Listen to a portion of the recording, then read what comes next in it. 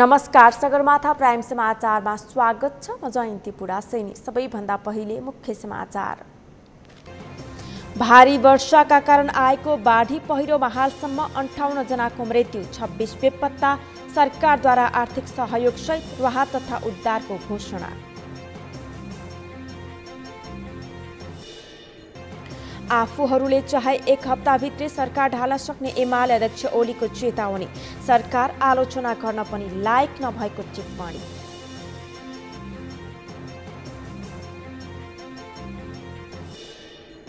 नेपालमा फेरि बढ्यो कोरोना संक्रमण दर। आज 13 संक्रमितको मृत्यु, सक्रिय संक्रमितको संख्या 11,569 पुग्यो।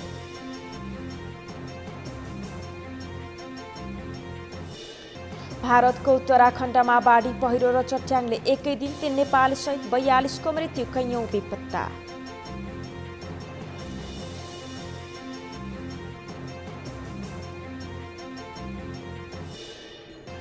र आइसिसी महिला टी20 विश्वकप क्रिकेटको एसियाली छनौट खेलका लागि नेपालको तयारी सुरु, खेलाडीहरू अभ्यासमा।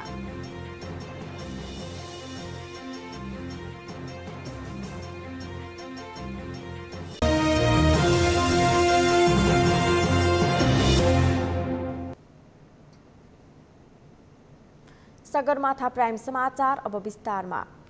केही दिनदेखिको अविरल वर्षापछि आएको बाढी पहिरो र डुबानमा परेर आज साँझसम्म 58 जनाको मृत्यु भएको छ।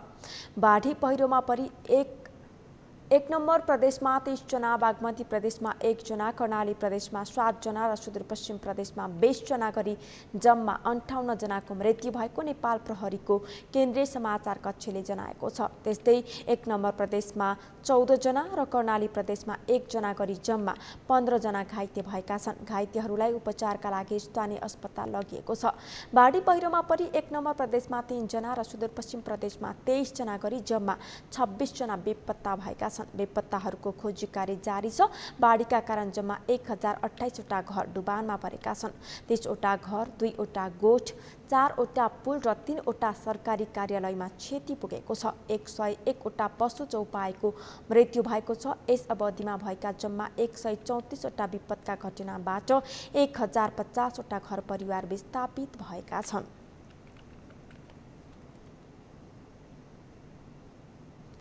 मुलुक अहिले बेमौसमी अविरल वर्षाका कारण बाढी पहिरोको प्रकोपबाट ग्रस्त छ।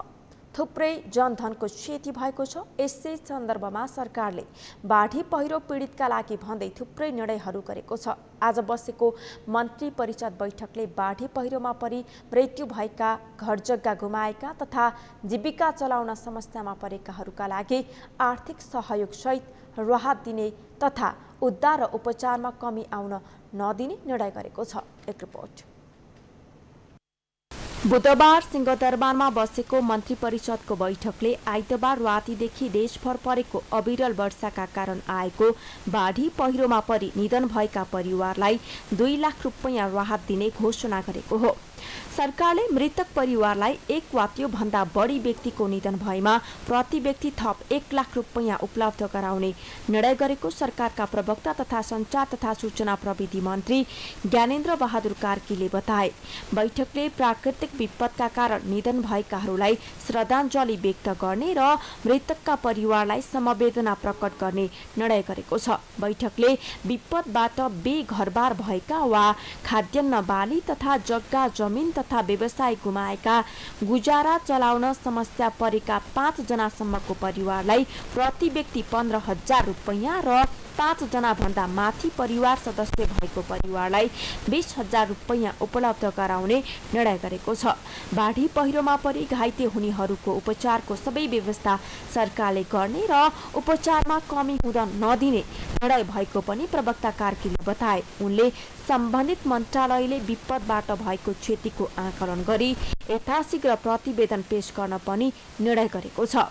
त्यस्तै सडक सञ्जाल, पुल, विमानस्थलमा क्षति भएको भए तत्काल मर्मत गरेर सञ्चालनमा ल्याउने व्यवस्था गर्ने, विपद व्यवस्थापन कोषमा आवश्यक रकम उपलब्ध गराई सञ्चालनमा ल्याउने प्रबन्ध मिलाउने, विपद प्रभावित क्षेत्रमा रोग फैलिन नदिन रोकथामका आवश्यक उपायहरू अपनाउने, विपद प्रभावितहरूको उद्धार तथा राहत कार्यमा सहयोग र समन्वय गर्न प्रदेश स्थानीय तहलाई अनुरोध गर्ने पनि निर्णय भएको छ।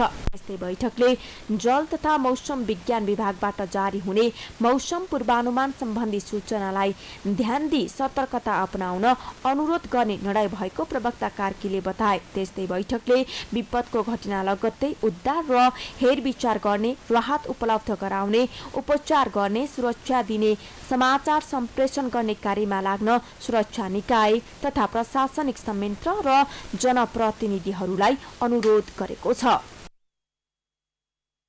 सम्बन्धित मन्त्रालयहरूले विपदबाट भएको क्षतिको आकलन गरी यथाशीघ्र प्रतिवेदन पेश गर्ने, महत्त्वपूर्ण संरचनाहरू जस्तै सडक, पुल, दूरसञ्चार, विमानस्थलको मर्मत सम्भार गरी तत्काल सञ्चालनमा ल्याउन व्यवस्था मिलाउने, विपद व्यवस्थापन कोषमा आवश्यक रकम उपलब्ध गराई सञ्चालनमा ल्याउने प्रबन्ध गर्ने, विपद प्रभावित क्षेत्रमा रोग फैलिन नदिन रोकथामका आवश्यक उपायहरू अवलम्बन गर्ने, विपद प्रभावितहरूको उद्धार तथा राहत कार्यमा सहयोग र समन्वय गर्न प्रदेश सरकार र स्थानीय तहलाई अनुरोध गर्ने। प्रवक्ता कार्कीले बाढी पहिरोबाट भएको क्षतिको पुनः आकलन गरेर पहिला उद्धार, राहत र पुनर्स्थापनाको काममा लाग्ने बताए। उनले सरकारले गरेका निर्णयहरूलाई तत्काल कार्यान्वयनमा ल्याउने प्रतिबद्धता जनाए। उनले सरकारले गरेको आफ्नो 100 दिनको कामबाट जनताको आशा र विश्वास जागेको बताए। उनले मुलुकको समृद्धि र जनताको अभिलाषालाई पूरा गर्ने कुरामा सरकार दृढताका साथ अघि बढेको दाबी पनि गरे।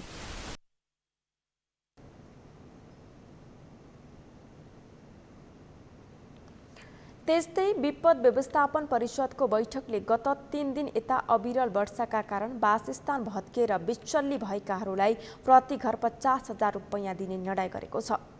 आज सिंहदरबारमा बसेको विपद व्यवस्थापन परिषदको बैठकमा वासस्थान भत्किएर बिचल्ली भएकाहरूलाई प्रति घर 50,000 रुपैयाँ दिने निर्णय गरेको हो। बैठकपछि राष्ट्रिय विपद जोखिम न्यूनीकरण तथा व्यवस्थापन प्राधिकरणका कार्यकारी प्रमुख डाक्टर अनिल पोखरेलले आज मध्याह्नसम्म 52 जनाको बाढी तथा पहिरोमा परेर निधन भएको बताउँदै तत्काल राहतका लागि सरकार लागि पर्ने बताउनु भयो। उहाँले बैठकमा प्रधानमन्त्री शेरबहादुर देउवाले गएको 3 दिनमा नेपालले भोग्नु परेको घटना दुःखद भएको बताउँदै सबै सरकारवाला निकायहरूलाई तत्काल राहत र उद्धारमा खटिन निर्देशन दिनुभएको बताउनु भयो। प्रधानमन्त्री देउवाले बाढी पहिरोले क्षति पुर्याएको स्थानमा आफै जाने बताउनु भएको कार्यकारी प्रमुख पोखरेलले बताउनु भयो। बैठकमा तत्काल घटना भएका स्थानमा विभिन्न टिमहरू बनाएर तत्काल बाँस र घाँसको व्यवस्था मिलाउने र क्षतिको विवरण निकाले लगत्तै राहत र उद्धार तथा पुनर्निर्माणका लागि खटिने बताउनु भयो। उहाँले बाढी पहिरोमा जनधनको ठूलो क्षति भएको बताउँदै किसानहरूलाई तत्काल राहतको व्यवस्था गरिने बताउनु भयो।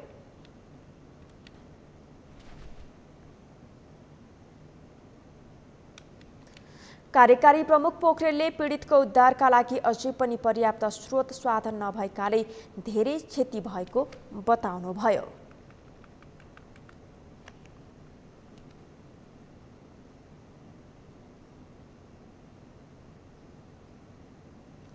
गृहमन्त्री बालकृष्ण खाँडले वर्तमान सरकारको 100 दिन संविधानको रक्षा र जनताको जीवनको रक्षा गर्नमा केन्द्रित भएको बताउनु भएको छ।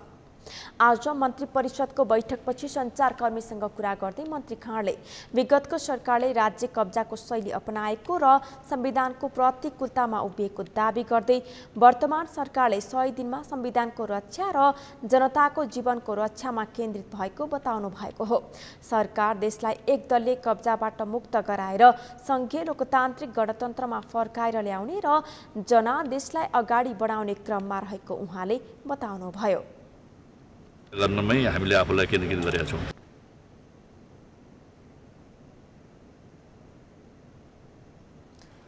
गृहमन्त्री खाँडले देशका विभिन्न ठाउँमा भएका डुबानका कारण किसानको धान बालीमा क्षति भएको तथ्याङ्क सङ्कलन गरेर उनीहरूलाई राहत र सहयोग रकम उपलब्ध गराउने पनि बताउनुभयो।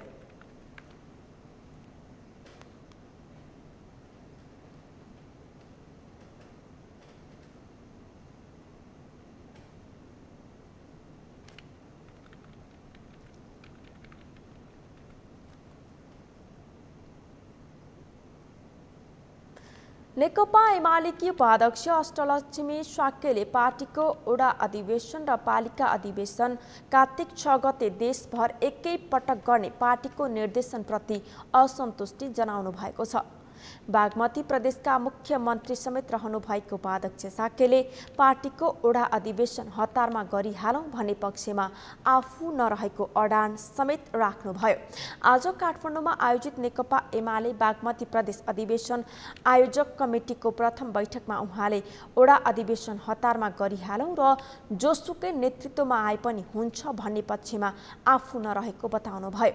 नेकपा एमाले पार्टीको ओडा तथा पालिका अधिवेशन देशभर एकै दिन गर्ने गरी निर्देशन जारी गरिसकेको बेला उपाध्यक्ष साक्यले हतारमा गर्ने पक्षमा आफू नरहेको प्रतिक्रिया दिनुभएको हो। उहाँले आफूले पार्टीभित्र समूहगत स्वार्थ छिराउन नचाहेको पनि पटक पटक दोहोर्याउनुभयो। निर्देशनमा आइसकेको छ, सम्पूर्ण कमरेडहरू त्यसको लागि तयार हुनैपर्छ। तपाईँ आफै पनि खट्नुपर्ने हुन्छ, त्यसको लागि जिम्मेवारी भएर खट्नुपर्ने हुन्छ। त्यति मात्रै होइन, वडा कमिटीको अधिवेशन, पालिकाको अधिवेशन भनेको अझै केन्द्रीय कमिटीको चाहिँ महाधिवेशन भन्दा पनि महत्त्वपूर्ण छ भन्ने चाहिँ मैले ठानेको छु। किन भन्दाखेरि हाम्रो आधार, हाम्रो धरातल, वडा अधिवेशन भनेको हाम्रो टेक्ने धरातल, हाम्रो पाइला कस्तो ठाउँमा राख्ने, नेकपा एमालेको पाइला कस्तो ठाउँमा राख्ने, कहाँ राख्दाखेरि बलियो हुन्छ भन्ने कुराहरू सोच्ने आधार हो। त्यसैले चाहिँ पालिका र वडा अधिवेशन यो सामान्य हो, केही पनि होइन र हतार गरिहालौँ, जोसकै नेतृत्व आए पनि हुन्छ भन्ने पक्षमा म चाहन्छु। उपाध्यक्ष साक्यले पार्टीलाई गुटमुक्त बनाउनु पर्ने आवश्यकता उन्याउनुभयो। समाजवादको लक्ष्य प्राप्त गर्न र सिङ्गो नेपालको कम्युनिस्ट आन्दोलनलाई एकीकृत गर्न पनि एमाले गुटमुक्त हुनुपर्ने उहाँको तर्क थियो। उपाध्यक्ष साक्यले बागमती प्रदेशलाई नमुना प्रदेशको रूपमा विकास गर्नुपर्नेमा पनि जोड दिनुभयो।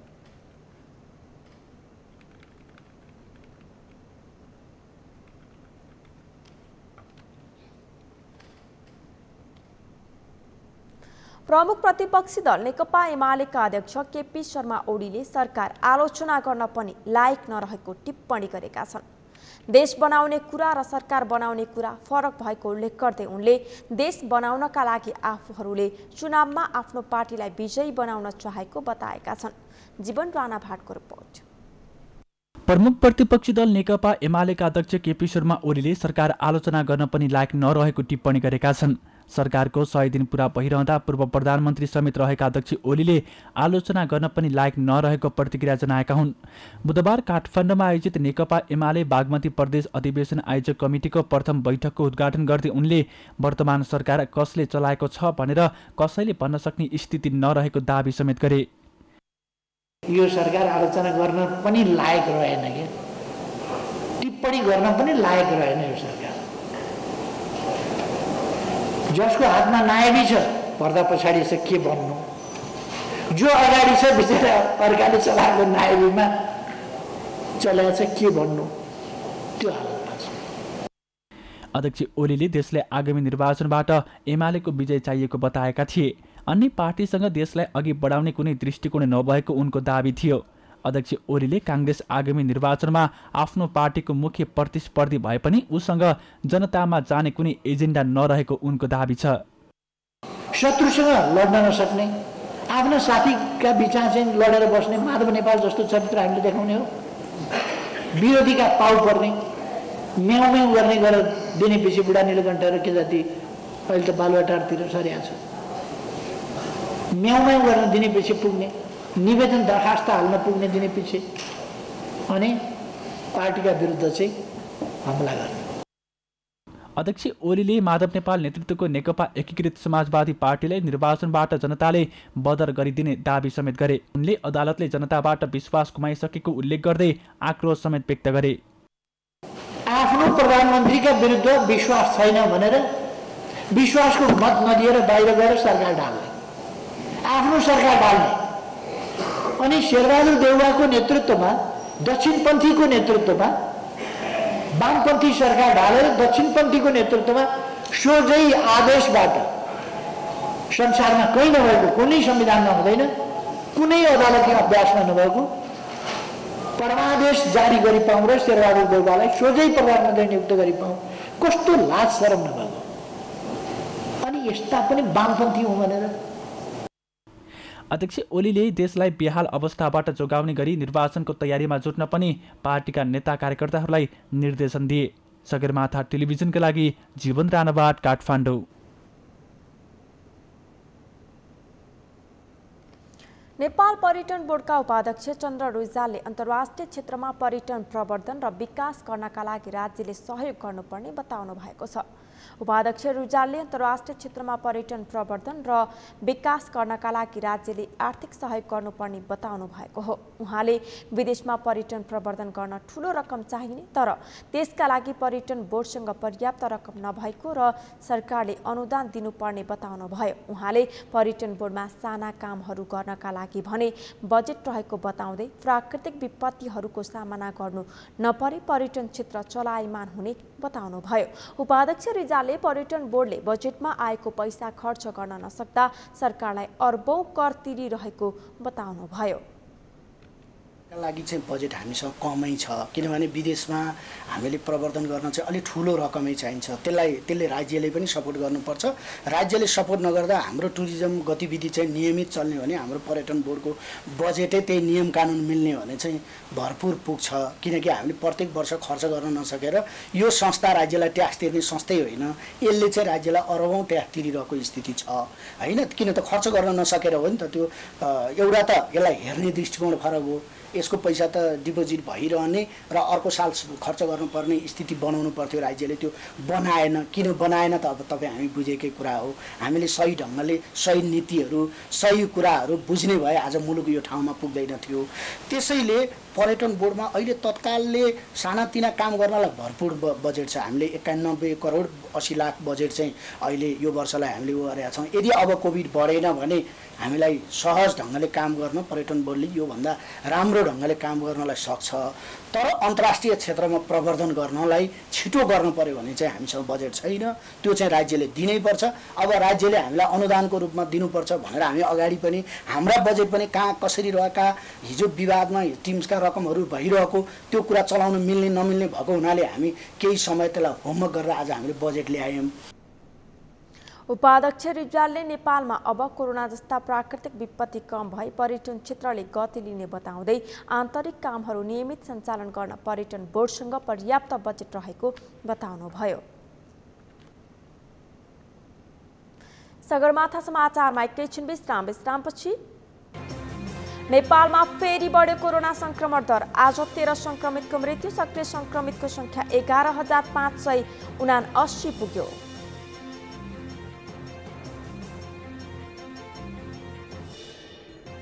भारतको उत्तराखण्डमा बाढी पहिरो र चट्याङले एकै दिन 3 नेपाली सहित 42 को मृत्यु, कैयौं बेपत्ता।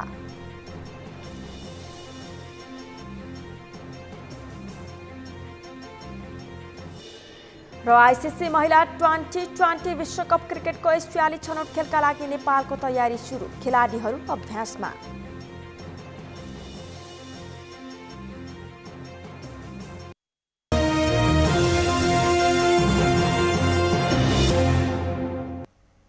विश्रामपछि पुनः स्वागत छ। अब बाँकी समाचार। नेपालमा कोरोना संक्रमण दर फेरि बढेको छ। दशैंको समयमा केही कम रहेको संक्रमण दर र मृत्युदर फेरि बढेको स्वास्थ्य तथा जनसङ्ख्या मन्त्रालयले जनाएको छ। आज PCR परीक्षणबाट 535 र एन्टिजेन विधिबाट गरिएको परीक्षणमा 27 सहित 662 जना संक्रमित थपिएका छन्। बितेको 24 घण्टामा 7022 जनाको PCR र 1404 जनाको एन्टिजेन विधिबाट परीक्षण गरिएको थियो। सोही अवधिमा 758 संक्रमितले कोरोनालाई जितेका छन्। मन्त्रालयका अनुसार आज 13 जना संक्रमितको मृत्यु भएको छ। यो सँगै अहिले नेपालमा सक्रिय संक्रमितको संख्या 11579 पुगेको छ। उनीहरूको होम संस्थागत आइसोलेसनमा उपचार भइरहेको छ। 227 जना विभिन्न स्थानका क्वारेन्टिनमा छन्। 24 घण्टाको अवधिमा 9802 जनाले कोरोना विरुद्धको खोप लगाएका छन्। पछिल्लो तथ्याङ्क अनुसार नेपालमा संक्रमणबाट मुक्त हुने दर 97.1% छ भने 1.4%ले संक्रमण फैलिएको देखिन्छ। कोरोना भाइरस संक्रमणको जोखिम कायमै रहेकाले स्वास्थ्य सतर्कता अपनाउन मन्त्रालयले आग्रह गरेको छ। प्रत्येक वर्ष आश्विन शुक्ल पूर्णिमाका दिन सुरु हुने कार्तिक स्नान, आकाश दीपदान एवं तुलसीको विशेष पूजा आराधना आज सुरु गरिँदैछ। आश्विन शुक्ल पूर्णिमादेखि कार्तिक शुक्ल पूर्णिमासम्म कार्तिक स्नानसहित तुलसीको विशेष पूजा आराधना, आकाश दीपदान गरेमा सौभाग्य, सम्पत्ति एवं श्रेय प्राप्त हुने धार्मिक विश्वास छ। आकाश दीपदान पाएसम्म वास, नपाएमा पलास, खैर, पिपल आदिको लिङ्गो चढाएर बालिन्छ। आकाश दीपदान भगवान विष्णुलाई समर्पण गरी बाल्ने गरिन्छ। आश्विन शुक्ल पूर्णिमादेखि कार्तिक शुक्ल पूर्णिमासम्म कार्तिक स्नान गरी घर घरमा विशेष रूपमा गरिने तुलसी पूजाले मनोकामना पूरा हुने धार्मिक विश्वास छ। तुलसी पूजा सूर्योदय अघि नै गरिसक्नुपर्ने मान्यता छ। कार्तिक स्नान गर्नेले आजदेखि कार्तिक शुक्ल पूर्णिमासम्म 2 दर भएका मास, मुङ्गी, मसुरो, चना, भटमास आदि अन्न खान नहुने शास्त्रीय मान्यता छ। राष्ट्रपति विद्यादेवी भण्डारीले भक्तपुर स्थित नवदुर्गाको दर्शन गर्नुभएको छ। दशैंको अन्तिम दिन कोजाग्रत पूर्णिमामा राष्ट्र प्रमुखहरूले पूजा अर्चना एवं दर्शन गरेर विजया दशमीलाई विदाई गरिने परम्परालाई निरन्तरता दिँदै राष्ट्रपति भण्डारीले आज भक्तपुरमा नवदुर्गाको दर्शन गर्नुभएको हो। राष्ट्र प्रमुखका रूपमा राष्ट्रपति भण्डारीले आज साँझ 4 बजे मन्दिरमा पुगेर नवदुर्गाको पूजा एवं दर्शन गरी प्रसाद ग्रहण गर्नुभयो। उक्त अवसरमा नवदुर्गाका मूल पुजारीले राष्ट्रपतिलाई नवदुर्गा भवानीको टीका प्रसाद प्रदान गरेका थिए। त्यस्तै नवदुर्गा गणका नायके विजेश वनमालाले राष्ट्रपतिलाई नवदुर्गाको फूलमाला, बिमिरो र पञ्चरङ्गी धागो दिनुभयो। नवदुर्गाका मूल पुजारीले राष्ट्रपतिलाई नवदुर्गा भवानीको प्रसादको रूपमा फूलमाला, बिमिरो र पञ्चरङ्गी धागो दिने पुरानो चलन हो। नवदुर्गा गणको जात्राका लागि समस्या भएको वनमालाहरूले राष्ट्रपतिलाई जानकारी गराएका थिए। उनीहरूले अघिल्लो वर्ष राष्ट्रपतिकै उपस्थितिमा भएको नवदुर्गा गणको जात्राको खर्च बापत पाउनुपर्ने सहयोग हालसम्म नपाएको पुजारी बालकृष्ण वनमालाले जानकारी गराउनु भएको थियो। नवदुर्गाको मुकुट सहितको मुकुण्डको दर्शन र पूजा गर्दा राष्ट्र प्रमुखले प्रत्येक मुकुण्डमा दक्षिणा चढाउने परम्परा छ। यसरी चढाइने दक्षिणाको हकदार पुजारी हुने व्यवस्था छ। नवदुर्गागढमा अष्टमातृका, महादेव, भैरव, गणेश, सिंह र दुम्ह गरी 13 वटा देवताका छुट्टा छुट्टे मुकुण्ड हुन्छन्। राष्ट्रपति भण्डारीले नवदुर्गा पूजासँगै देवगणलाई प्रति व्यक्ति 1005 रुपैयाँ खामबन्दी दक्षिणा चढाउनु भएको थियो।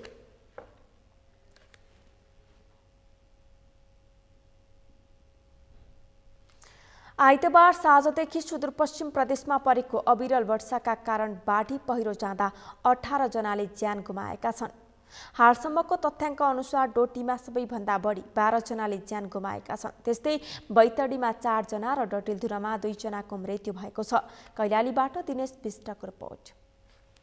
अविरल वर्षापछिको बाढी पहिरोमा परि सुदूरपश्चिम प्रदेशमा 18 जनाले ज्यान गुमाएका छन्। हालसम्मको तथ्याङ्क अनुसार डोटीमा सबैभन्दा बढी 12 जनाले ज्यान गुमाएका छन्।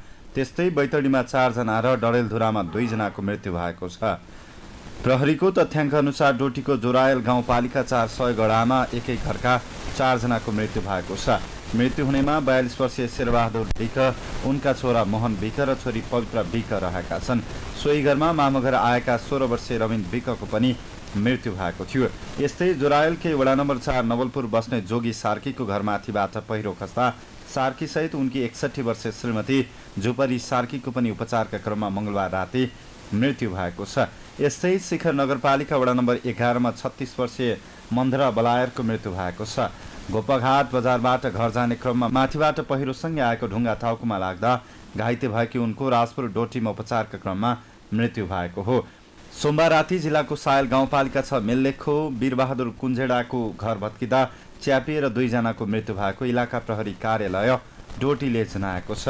मृत्यु हुनेहरूमा वीरबहादुर कुञ्जेडाको 14 वर्षीय छोरा सागर र 11 वर्षीय आशिष कुञ्जेडा रहेको प्रहरीले जनाएको छ। यस्तै बझाङमा पहिरोमा परेर 5 जनाको मृत्यु भएको छ। खप्तड छान्ना गाउँपालिका वडा नम्बर 4 का धर्मराज रोकाएको घर पहिरोले पुर्दा रोकाएर उनकी श्रीमती जयसला रोकाएको ज्यान गएको छ। यस्तै खप्तड छान्ना गाउँपालिकाकै वडा नम्बर 5 मा पहिरोले घर पुर्दा बिचारी गिरीको ज्यान गएको बझाङको प्रहरीले जनाएको छ।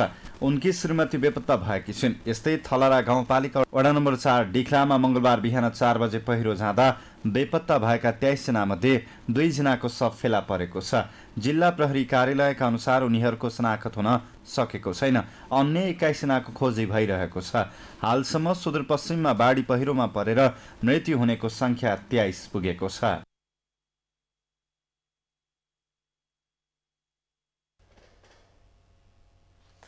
अविरल वर्षाले सप्तरी जिल्लाको विभिन्न भाग डुबानमा परेको छ। निरन्तरको वर्षाका कारण हनुमान नगर, कंकालिनी नगरपालिका, तिलाठी कोइलाडी गाउँपालिका र राजविराज नगरपालिकाका अधिकांश ओडा डुबानमा परेका छन्। महुली खोलामा आएको बाढीले बाँध भत्काउँदा हनुमान नगर, कंकालिनी नगरपालिका 3, फोर्ताह स्थित दलित बस्तीका 50 घर डुबानमा परेका छन्। यस्तै जिता नदीको बाढीले तिलाठी कोइलाडी गाउँपालिका 5 मा रहेको बस्सा इन स्थित बाँध भत्किँदा 50 घर डुबानमा परेको विपद व्यवस्थापन अधिकृत राजेश झाले जानकारी दिनुभएको छ। बाढीले भत्काएका बाँधहरूमा सम्बन्धित नगर र गाउँपालिका तथा प्रहरीको सहयोगमा तारजाली र ढुङ्गा राखेर मर्मतको काम भइरहेको छ। निरन्तरको वर्षाले सप्तरी सुनचरीको बीच सीमामा पर्ने सप्तकोशी नदीमा यस वर्षकै उच्च पानीको बहाव पुगेको छ। बुधबार दिउँसो 3 बजेको मापन अनुसार पानीको बहाव 2,63,270 क्युसेक पुगेको जिल्ला प्रहरी कार्यालय सप्तरीले जनाएको छ। पानीको बहाव बढेसँगै कोशी ब्यारेजका 56 ढोका मध्ये 41 वटा ढोका खुल्ला गरिएको छ। बहाव उच्च भएपछि रातो बत्ती बालिएको छ।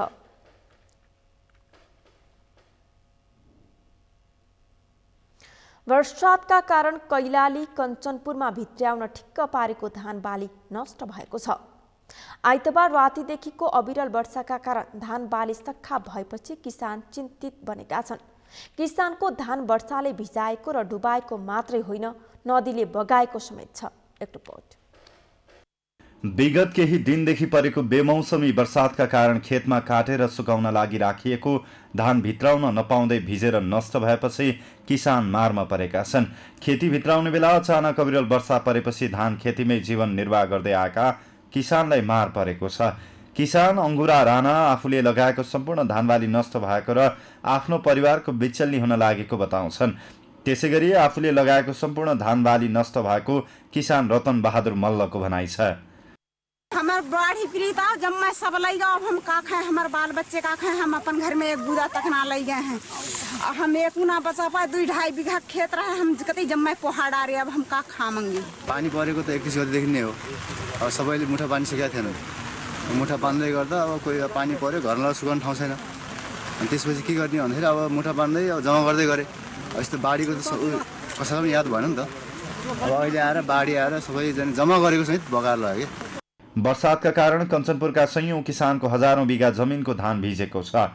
घरमा भित्राउन ठिक्क पारेको धान भिजेपछि किसानहरू मर्माहत भएका छन् भने आगामी दिनमा भोकमरी हुने चिन्ताले किसानलाई सताएको छ।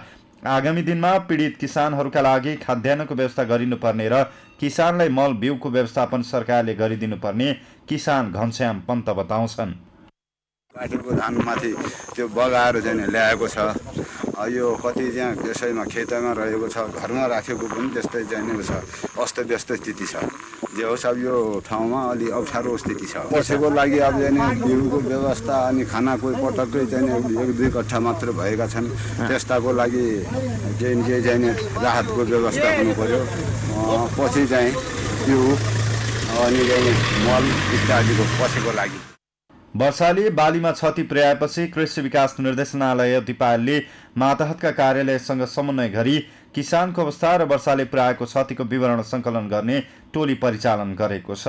भूमि व्यवस्था कृषि तथा सहकारी मन्त्रालय, कृषि विकास निर्देशनालय र कृषि ज्ञान केन्द्रको टोलीले कैलाली कञ्चनपुरका किसानहरूको खेतमै पुगेर निरीक्षण गरेको छ। निरीक्षण टोलीमै रहेका कृषि ज्ञान केन्द्र कञ्चनपुरका प्रमुख डाक्टर दिलबहादुर विष्टले वर्षाका कारण हजारौं बिघाको धान नष्ट हुँदा अर्बौंको क्षति भएको बताए।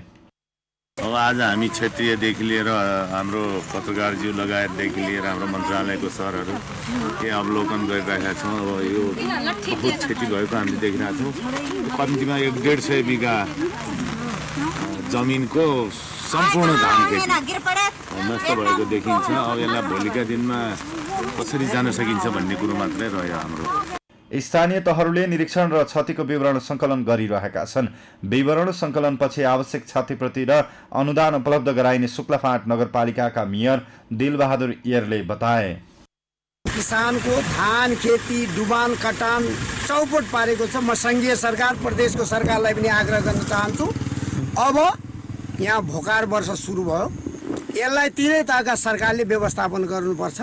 किसानलाई सम्वर्धन गर्नुपर्छ। बाली नाली नष्ट भएको छ, खेतीका खेती साफ धान बाली भएको छ। त्यसैले सङ्घीय सरकारले प्रदेश सरकारले पनि हाम्रो आवाज सुन्नुपर्छ। हामी स्थानीय तहका तर्फबाट लागेका छौँ, बैठक बनाएका छौँ, अनुगमन गरेका छौँ, तथ्याङ्क लिँदैछौँ, पुलिस र प्रशासनलाई क्रियाशील गरेका छौँ। सुदूरपश्चिम प्रदेशमा कुल 1,81,396 हेक्टर जग्गामा बर्खे धान खेती हुने गरेको कृषि विकास निर्देशनालयको तथ्याङ्क छ। सुदूरपश्चिम प्रदेशमा बर्खे धानको वार्षिक उत्पादन 5,86,353 मेट्रिक टन रहेको कृषि विकास निर्देशनालय दिपायलले जनाएको छ। यस वर्ष समयमै मनसुन भएको हुँदा धान उत्पादनमा वृद्धि हुने अपेक्षा गरिएको भए पनि निरन्तरको बेमौसमी वर्षाले उत्पादनमा ह्रास आउने आकलन गरिएको छ। कृषि क्षेत्रको नेपालको कुल गृहस्थ उत्पादनमा 25% योगदान छ। धानको मात्र 5% भन्दा बढी योगदान छ। तर यस वर्ष धान भित्र्याउने समयमा बेमौसमी पानी पर्दा किसानको मेहनत खेर गएको छ। धान उत्पादनको पकेट क्षेत्रका रूपमा रहेको तराईका अधिकांश जिल्लामा पानीका कारण धान बालीमा क्षति पुगेको छ। पानीले पुर्याएको क्षतिले यस वर्ष धान उत्पादनमा 10% भन्दा धेरै ह्रास आउने अनुमान कृषि मन्त्रालयले गरेको छ। अमृत ढकालको रिपोर्ट। न्यून चापीय प्रणाली र पश्चिमी वायुको संयुक्त प्रभावका कारण 5 दिनदेखि पश्चिमी क्षेत्रबाट सुरु भएको वर्षा सोमबारदेखि देशका विभिन्न ठाउँमा अझै जारी छ। वर्षाका कारण आएको बाढी र डुबानले हजारौं हेक्टरको धानबाली नष्ट गरेको छ। बाढी र डुबानले काट्न बाँकी धान ढलाएको छ भने काटेर भित्र्याउने समयको धानबालीमा समेत क्षति पुर्याएको छ। यस वर्षको बेमौसमी वर्षाका कारण समग्र धान उत्पादनमा 10% भन्दा धेरै ह्रास आउने कृषि मन्त्रालयको अनुमान छ। हालसम्मको विवरण अनुसार सुदूरपश्चिम प्रदेशमा 1.25 लाख हेक्टर जमिनमा धान बाली नष्ट भएको छ। सुदूरपश्चिमपछि लुम्बिनी प्रदेशमा क्षति पुगेको भए पनि एकिन तथ्याङ्क सङ्कलन भइ नसकेको कृषि विभागले जनाएको छ। तुलनात्मक रूपमा गण्डकी प्रदेश र बागमती प्रदेशमा कम नोक्सानी भएको कृषि विभाग अन्तर्गतको बाली किसान तथा कृषि जैविक विविधता संरक्षण केन्द्रले जनाएको छ। क्षतिको विवरण अहिले सङ्कलन हुने काम भइरहेको छ। हामी सबै प्रदेश हाम्रो भूमि व्यवस्था कृषि तथा सहकारी मन्त्रालयसँग सम्पर्कमा छौँ।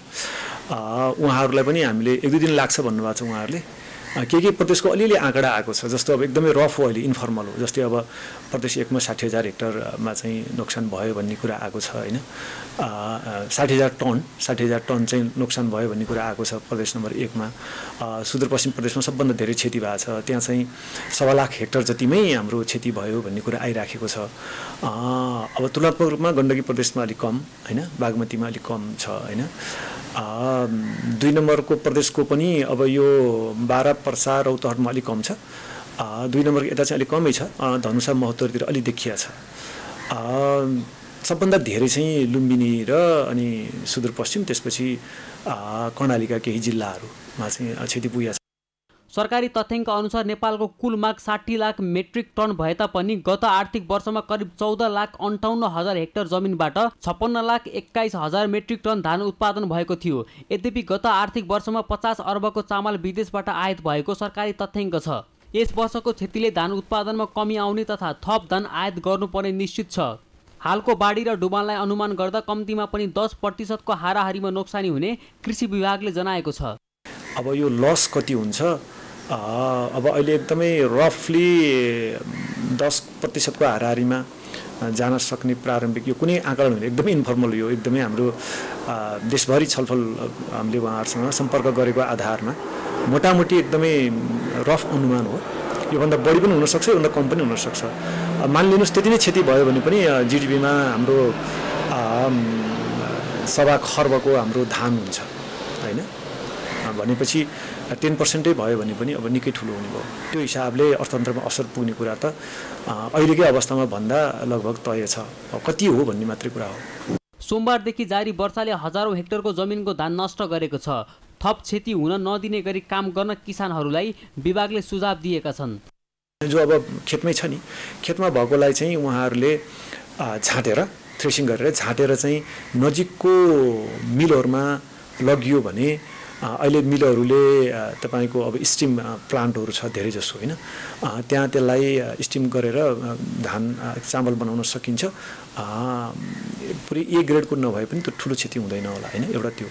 साथसाथै अब अहिले भुजा चिउरा निकै बन्छ हेर्नुहोस् होइन, त्यस्ता मिलहरूमा पनि लान सकिन्छ। तुरुन्तै ढलेको छ नि, यो अर्को महत्त्वपूर्ण विषय छ। जुन काट्न बाँकी छ ढलेकोलाई चाहिँ अब हामीलाई उहाँहरूले गर्नु पनि हुन्छ, ढलेकोलाई चाहिँ हामीले ठड्याउनुपर्छ।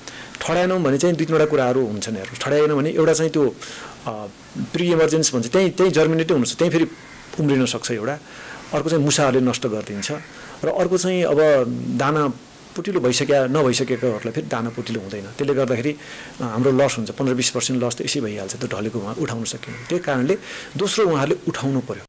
मानव रोपेर मुरी उब्जाउने आशा बोकेका किसानहरू बेमौसमी वर्षाका कारण मारमा परेका छन्। बाली भित्र्याउने समयमा भएको नोक्सानीले किसानहरूलाई दैनिक छाक कसरी टार्ने भन्ने समस्या भएको छ। यस्तो समयमा धानवालीमा थप क्षति हुन नदिने गरी काम गर्न आवश्यक छ। यसो हुन सके भविष्यमा हुन सक्ने खाद्य सङ्कट रोक्न सहयोग पुग्न सक्छ। सगरमाथा टेलिभिजनका लागि क्यामेरामा केशव तिमिल सिन्हाका साथमा अमृत रकाल, काठमाडौँ। सगरमाथा समाचारमा एकैछिन विश्रामपछि भारतको उत्तराखण्डमा बाढी पहिरो र चट्याङले एकै दिन 3 नेपाली सहित 42 को मृत्यु, कैयौं बेपत्ता।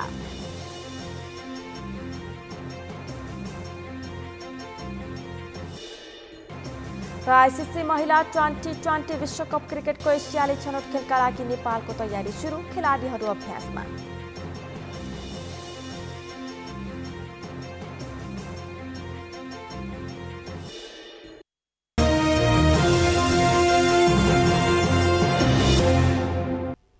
समाचारको अन्त्यमा मुख्य समाचार फेरि एकपटक। भारी वर्षाका कारण आएको बाढी पहिरोमा हालसम्म 58 जनाको मृत्यु, 26 बेपत्ता। सरकारद्वारा आर्थिक सहयोग सहित राहत तथा उद्धारको घोषणा।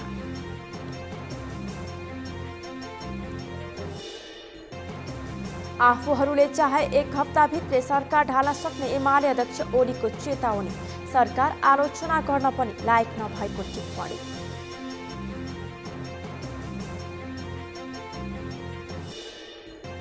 नेपालमा फेरि बढ्यो कोरोना संक्रमण दर, आज 13 संक्रमितको मृत्यु, सक्रिय संक्रमितको संख्या 11,579 पुग्यो।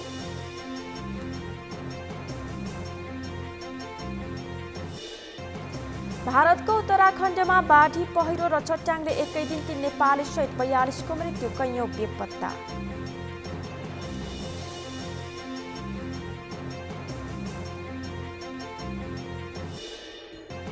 र आइसिसी महिला 2020 विश्वकप क्रिकेटको एसियाली छनौट खेलका लागि नेपालको तयारी सुरु, खेलाडीहरू अभ्यासमा।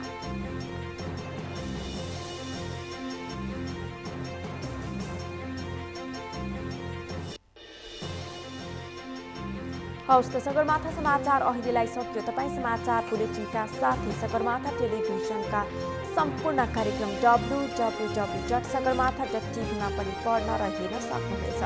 साथै युट्युबमा youtube.com/सगरमाथा टिभी नेपालमा हेर्न सक्नुहुनेछ। तपाईँ हामीलाई फेसबुकमा पनि facebook.com/STV नेपालमा फलो गर्न सक्नुहुनेछ। समाचारको शिखर नेपालको गौरव नेपालको पहिलो न्युज च्यानल सगरमाथा टेलिभिजन हेर्दै गर्नुहोला। नमस्कार।